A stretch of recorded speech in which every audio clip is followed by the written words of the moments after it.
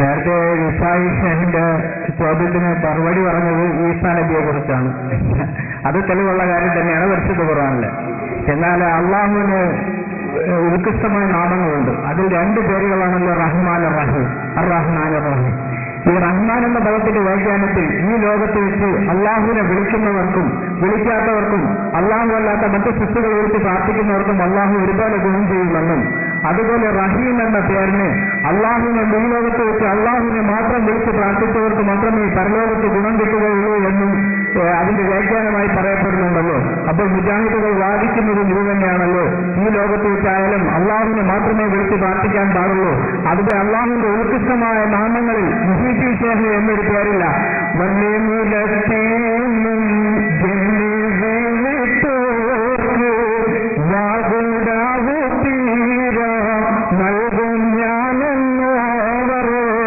എവിടെ നിന്ന് ലോകത്തിന്റെ ഏത് ഭാഗത്തു നിന്ന് മുഹീദ്ദീൻ ഷേഖിനെ വിളിച്ചാലും മുഹീദ്ദീൻ ഷേഖ് വിളിയേക്കുമെന്നും, അങ്ങനെ മുഹീദ്ദീൻ ഷേഖിനെ വിളിച്ചാലും കാര്യം നടത്തുന്ന അള്ളാഹുവാണ്. സർവ്വസൃഷ്ടികൾക്കും കാര്യം നടത്തി കൊടുക്കുന്ന അള്ളാഹുവാണ്. അപ്പോൾ അള്ളാഹു അല്ലാത്തവർ വിളിച്ചതിന്റെ പേരിൽ നാളെ പരലോകത്തെ ശിക്ഷ അനുഭവിക്കേണ്ടി വരില്ലേ?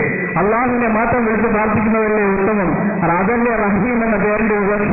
പരലോകത്ത് അള്ളാഹു സുബ്ഹാനഹു വ തആല അള്ളാഹു അല്ലാത്ത സൃഷ്ടികളെ വിളിച്ചതിന്റെ പേരിൽ അള്ളാഹു സുബ്ഹാനഹു വ തആല നാളെ സ്വർഗത്തിൽ നിന്ന് പുറത്താക്കപ്പെടുന്നവരുടെ കൂട്ടത്തിൽ നമ്മൾ അകപ്പെട്ടു പോകരുത് എന്നുള്ള ആ സ്നേഹത്തിന്റെ അടിസ്ഥാനത്തിലും ഞാൻ ഈ ചോദ്യം ചോദിക്കുന്നത്. ഈ ചോദ്യത്തിന് മറുപടി വരണം.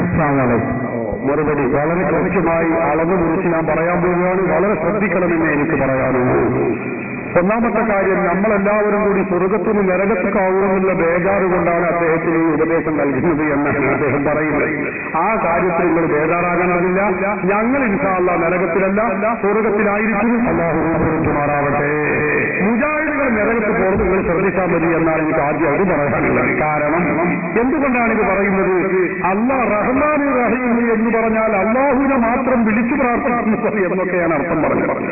പണ്ഡിതന്മാരൊക്കെ പറഞ്ഞ അർത്ഥം ഈ ലോകത്ത് വഴിപ്പെട്ടവർക്കും വഴിപ്പെടാത്തവർക്കും ഗുണം ചെയ്യുന്നവൻ റഹ്മാൻ, റഹീം എന്ന് പറഞ്ഞാൽ ഈ ലോകത്ത് വഴിപ്പെട്ടവർക്കും ഗുണം ചെയ്യുന്നവൻ എന്നാണ്. അങ്ങനെയാണ് അദ്ദേഹത്തിന്റെ ചോദ്യം. അപ്പൊ അള്ളാഹു അല്ല, അള്ളാഹുവിനെ മാത്രമേ വിളിച്ചു പ്രാർത്ഥിക്കാവൂ എന്ന് ഖുർആൻ പഠിപ്പിക്കുന്നു. അള്ളാഹുവിന്റെ ഗുണവിശേഷണങ്ങളെ കൊണ്ട് പ്രാർത്ഥിക്കാം എന്നും പറയുന്നു. അങ്ങനെയുള്ള പ്രാർത്ഥനയിൽ മുഹീദ്ദീൻ ഷേഖ് എന്നൊരു പേരുണ്ടോ എന്നാണ് ചോദ്യം.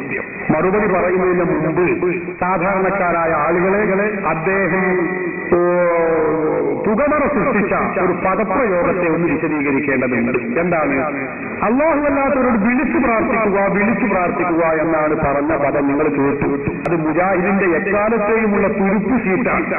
ഈ പദം ഇല്ലായിരുന്നുവെങ്കിൽ മുജാഹിദ് കേരളത്തിൽ ഇല്ലാതെയാകും യാതൊരു സംശയവുമില്ല. എന്താണ് അവർക്കുള്ള ദുരുദ്ദേശം? വിളിച്ചു പ്രാർത്ഥന എന്ന് സാധാരണഗതിയിൽ നമ്മൾ പറയാറുള്ളത് എന്താണ്? അള്ളാഹുവിനോട് ദുആ ചെയ്യുന്നതിനെ കുറിച്ചാണ് പ്രാർത്ഥന എന്ന് പറയാറുള്ളത് നമ്മളൊക്കെ, അല്ലേ? നമ്മളെ പരിപാടി തുടങ്ങാൻ പ്രാർത്ഥന തുടങ്ങാൻ പോവാണ് അൽ ഫാത്തിഹ. ഇങ്ങനെ പറയാനുള്ളത് ഈ ഫാത്തിഹ വിളിക്കും അല്ലാഹുമ്മ അല്ലാഹുമ്മ അല്ലാഹുവേ. ഇനി നമ്മൾ പ്രാർത്ഥിക്കുകയാണ്, അങ്ങനെ പറയാറുള്ളത്. എന്താണ്? ആരോടാ പ്രാർത്ഥിക്കണം? അല്ലാഹുവിനോട്. ഇതിനെ കുറിച്ചാണ് സാധാരണഗതിയിൽ പ്രാർത്ഥന എന്ന് നമ്മൾ പറയാറുള്ളത്. ഒരു വസ്തുതയാണ്, സാധാരണഗതിയിലുള്ള പ്രയോഗമാണ് ഞാൻ പറയുന്നത്. അതേ അവസരത്തിൽ നമ്മൾ മുഹീദ്ദീൻ ഷേഖിനോട് വിളിച്ചു, യാ ഗൗസ് യാ മുഹീദ്ദീൻ അബ്ദുൽ ഖാദിർ ജീലാനി, മുഹീദ്ദീൻ ഷേഖിനെ വിളിച്ചു. അല്ലെങ്കിൽ അസ്സലാത്തു വസ്സലാമു അലൈക യാ സയ്യിദി യാ റസൂലല്ലാഹ് ബിയദി വഖല്ലത ഹീലതി അദ്രികിനി യാ റസൂലല്ലാഹ് എന്ന് റസൂലുള്ളാഹിനെ വിളിച്ചാൽ അതിനെക്കുറിച്ച് നമ്മൾ റസൂലുള്ളാഹിയോട് പ്രാർത്ഥിച്ചു, മുഹയ്യദ്ദീൻ ഷേഖിനോട് പ്രാർത്ഥിച്ചു എന്ന് സാധാരണഗതിയിൽ പറയാറില്ല. പ്രാർത്ഥന എന്നത് മലയാള പദമാണ്. എന്താണ് അതിന്റെ അർത്ഥം? പ്രാർത്ഥന എന്ന മലയാള പദത്തിന്റെ ഡിക്ഷണറികൾ മുഴുവനും എടുത്തു നോക്കൂ. നിങ്ങൾ ശബ്ദധാരാവലി എടുത്തോളൂ, ശബ്ദസാഗരം എടുത്തോളൂ, അതുപോലെ തന്നെ കേരള മലയാള നിഘണ്ടു ഏതൊരുക്കാളും ഭാഷാ നിഘണ്ടു എടുത്തോളൂ. അതിലൊക്കെ കാണും പ്രാർത്ഥന എന്ന് പറഞ്ഞാൽ അതിന്റെ അർത്ഥം എന്താ? പ്രാർത്ഥന എന്ന് പറഞ്ഞാൽ അപേക്ഷ, യാചന, ചേതം, ചോദ്യം, ഇതൊക്കെയാണ്. ഇതാണ് ഈ പ്രാർത്ഥന എന്ന് പറയുന്നത്.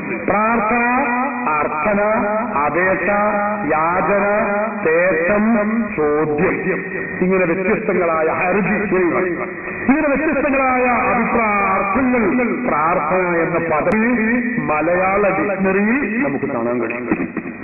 അപ്പോ മുജാഹിദ് സുന്നികളെ കുറിച്ച് പറയുന്നത് എന്താ? സുന്നികൾ അല്ലാഹു അല്ലാത്ത മുഹീദ്ദീൻ ശൈഖിനോട് അല്ലെങ്കിൽ ബദരീകളോട് പ്രാർത്ഥിക്കുന്നവരാണ്. എന്താ ഇപ്പൊ മലയാള ഭാഷ അനുസരിച്ച് അതിന്റെ അർത്ഥം? സുന്നികൾ അല്ലാഹു അല്ലാത്തവരോട് തേടുന്നവരാണ്, സുന്നികൾ അല്ലാഹു അല്ലാത്തവരെ വിളിക്കുന്നവരാണ്, സുന്നികൾ അല്ലാഹു അല്ലാത്തവരോട് അപേക്ഷിക്കുന്നവരാണ്, സുന്നികൾ അല്ലാഹു അല്ലാത്തവരോട് യാചിക്കുന്നവരാണ്, സുന്നികൾ അല്ലാഹു അല്ലാത്തവർക്ക് അരുതി നൽകുന്നവരാണ്. ഇതൊക്കെ അല്ലേ അതിന്റെ അർത്ഥം? ഇതിനെന്താ കുഴപ്പം? അത് സുന്നികൾ മാത്രമേ മുജാഹിദ് ചെയ്യുന്നില്ലേ? അല്ലാഹു അല്ലാത്തവരോട് അപേക്ഷിക്കുന്നില്ലേ മുജാഹിദുകൾ? അല്ലാഹു അല്ലാത്തവരോട് ചോദിക്കുന്നില്ലേ? അല്ലാഹു അല്ലാത്തവരോട് അർപ്പിക്കുന്നില്ലേ? അല്ലാഹു അല്ലാത്തവരോട് യാചിക്കുന്നില്ലേ? അല്ലാഹു അല്ലാത്തവർക്ക് അർജികൾ കൊടുക്കുന്നില്ലേ? പിന്നെ എന്താ ഇവിടെ പ്രശ്നമുള്ളത്? അപ്പൊ കഴിഞ്ഞിട്ട് ഞാൻ കഴിഞ്ഞ 2 ദിവസങ്ങൾക്ക് ഇഷ്ടംപോലെ ചോദിക്കാൻ അവസരം തരും. ഞാനത് പഠിപ്പിച്ചിട്ട് നിങ്ങളെ വിടുള്ളൂ ഇൻഷാ അല്ലാഹ്. അപ്പൊ നിങ്ങൾ മാത്രമുള്ള സകല മുജാഹിദുകൾ. അപ്പൊ ഞാൻ പറയുന്നത് ഇൻഷാ അല്ലാഹ്, പ്രാർത്ഥന എന്ന പദത്തിന്റെ അർത്ഥം ഇതാണ്. അല്ലാഹു അല്ലാത്തവരോട് പ്രാർത്ഥിക്കുക എന്ന് പറഞ്ഞാൽ അല്ലാഹു അല്ലാത്തവരോട് അപേക്ഷിക്കുക, യാചിക്കുക, ചോദിക്കുക, തേടുക എന്നാണ്. അപ്പൊ മുഹീദ്ദീൻ ശൈഖിനോട് അല്ലാഹു അല്ലാത്ത മുഹീദ്ദീൻ ശൈഖിനോട് സുന്നികൾ ചോദിക്കുന്നു, യാചിക്കുന്നു, അർത്ഥിക്കുന്നു, പ്രാർത്ഥിക്കുന്നു.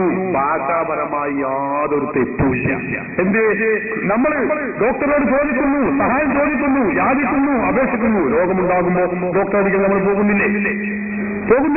നമ്മൾക്ക് 1000 രൂപ കടം വരുമ്പോ ഡോക്ടർ നമ്മൾ സാധാരണ സുഹൃത്തിനോട് ചോദിക്കുന്നില്ലേ? ഭാര്യയോട് ചോദിക്കുന്നില്ലേ?